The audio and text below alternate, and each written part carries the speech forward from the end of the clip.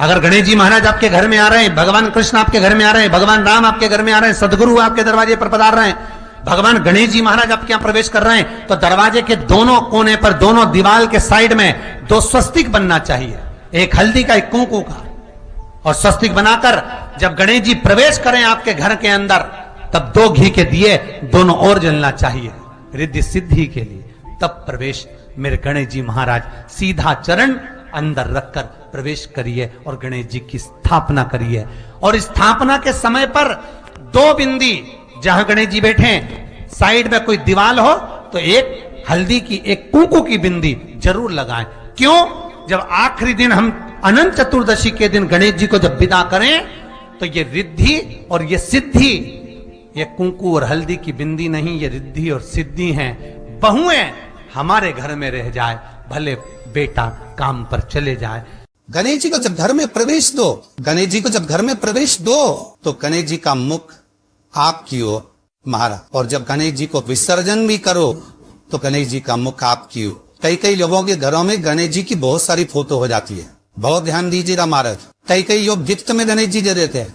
शास्त्र कहता है, जिसने अपने जीवन काल में, आपको पहले की कथा में कहा था, एक आंवले का वृक्ष, एक गणेश जी की मूर्ति, आंवले का वृक्ष, गणेश की मूर्ति, ये 2 चीजें एक ऐसी है जिसको एक वो क्या बोलते हैं उसको, एक कुबेर का स्टेचू भी आता है, जिसको कंधे पे पोटली रखी हुई स्टेचू आता है, गंज बाबा रहे सो क्या बोलते हैं, हम लोग कहते कुबेर स्टेचू बोलते उसको। ये भी गिफ्ट में नहीं चाहिए।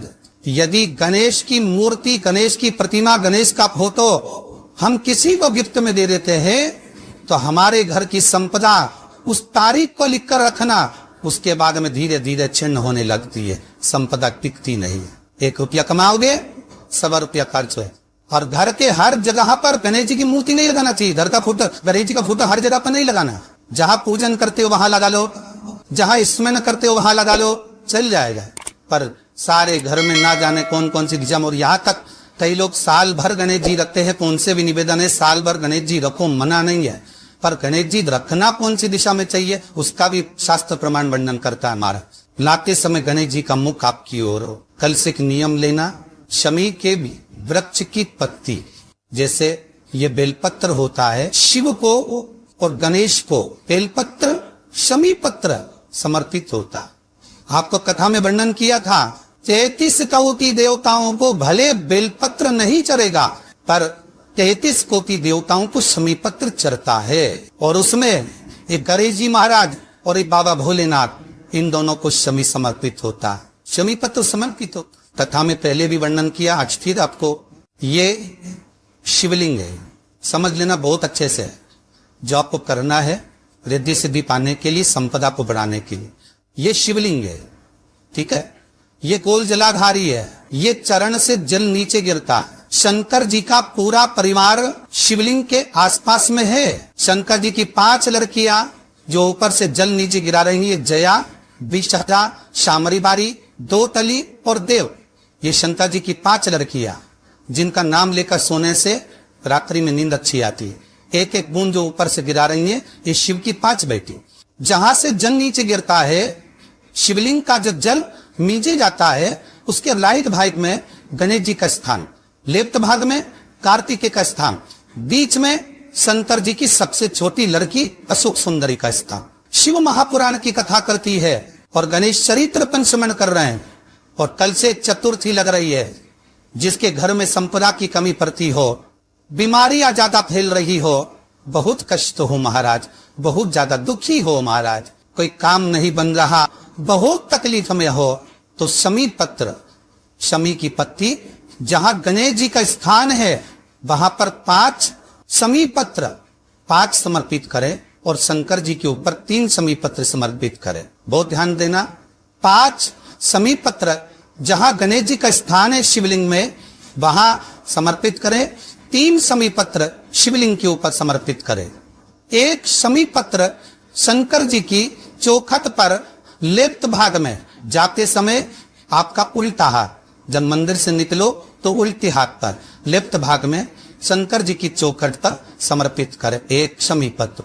और महाराज टीका दिया, जहां लेफ्ट भाग में आपने समीप पत्र रखा है, मंदिर में ना दिया लगाकर बाहर की ओर जहां समीप पत्र रखा है उसके ठीक साइड में एक घी का दिया लगा दीजिए। केवल गणेश चतुर्थी से लेकर अनंत चतुर्दशी तक गणेश पुराण कहती है भगवान गणेश जी का, मोर ध्वज का, मयूर ध्वज गणेश का नाम लेकर जो ये दीप शमी पत्र चढ़ा देता है उसके घर से कभी रिद्धि सिद्धि नहीं जाती, वैभव प्रतिष्ठा नहीं जाती। कर देखना अगले साल तक आपका व्यापार कितना चलता है हमको बताना जरूर, करके देखो एक बार। गणेश पुराण का, शिव महापुराण का ये प्रसंग करिए, जीवन में उतारना। चतुर्थी से लेकर अनंत चतुर्दशी तक गणेश जी का मूल स्थान आपको गणेश जी की मूर्ति पर चढ़ाने का नहीं बोल रहा। क्यों नहीं बोल रहे? क्योंकि गणेश जी की आप प्रतिष्ठा करोगे तो वो टेम्परेरी है, 10 दिन के लिए कर दिया फिर वापिस विसर्जन कर दिया। पर जहां शंकर मंदिर में वेद गए, शिवलिंग स्थापित हो गया, वहां ना जाने कितने समय से शंकर की आराधना हो रही है, वहां गणेश जी सदा विराजमान है। और देखो ये 10 दिन में अगर आपने शमी पत्र बिल्कुल मन से समर्पित करा है ना, तो मेरा विश्वास कहता है, शिव महापुराण का, मेरे बाबा विश्वनाथ की कृपा कहती है, मेरा मन कहता है 10 दिन के अंदर आप शमी चढ़ाएंगे ना तो कुछ ना कुछ अच्छी खबर जरूर मिलेगी, ये पक्का। पर हमें बताना जरूर, व्हाट्सएप पर हो, मैसेज जरूर करना कि क्या फायदा हुआ आपको 10 दिन के अंदर, बोलना जरूर। कर देखिए शिव स्मरण, भगवान गणेश शिव।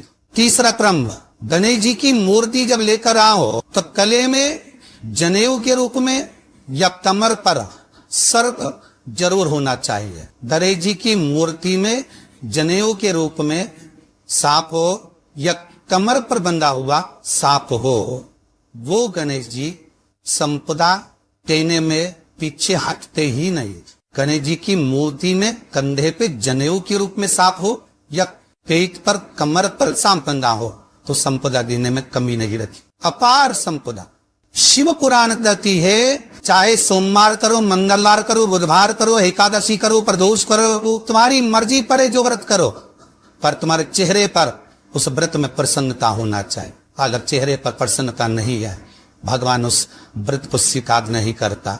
आज हरताली का तीज है, कल चतुर्थी है, पंचमी है, आप जो भी व्रत करो आपके चेहरे पर एक प्रसन्नता का भाव होना चाहिए कि मैं आनंद से भगवान को रिझाने के लिए ये व्रत कर रहे, भगवान को पाने के लिए होना चाहिए भाई। अगर गणेश जी महाराज आपके घर में आ रहे, भगवान कृष्ण आपके घर में आ रहे, भगवान राम आपके घर में आ रहे, सदगुरु आपके दरवाजे पर पधार रहे, भगवान गणेश जी महाराज आपके यहाँ प्रवेश कर रहे हैं, तो दरवाजे के दोनों कोने पर, दोनों दीवार के साइड में 2 स्वस्तिक बनना चाहिए, एक हल्दी का, एक पोको का, और स्वस्तिक बनाकर जब गणेश जी प्रवेश करें आपके घर के अंदर तब 2 घी के दिए दोनों ओर जलना चाहिए, रिद्धि सिद्धि के लिए। तक प्रवेश मेरे गणेश जी महाराज सीधा चरण अंदर लगकर प्रवेश करिए और गणेश जी की स्थापना करिए।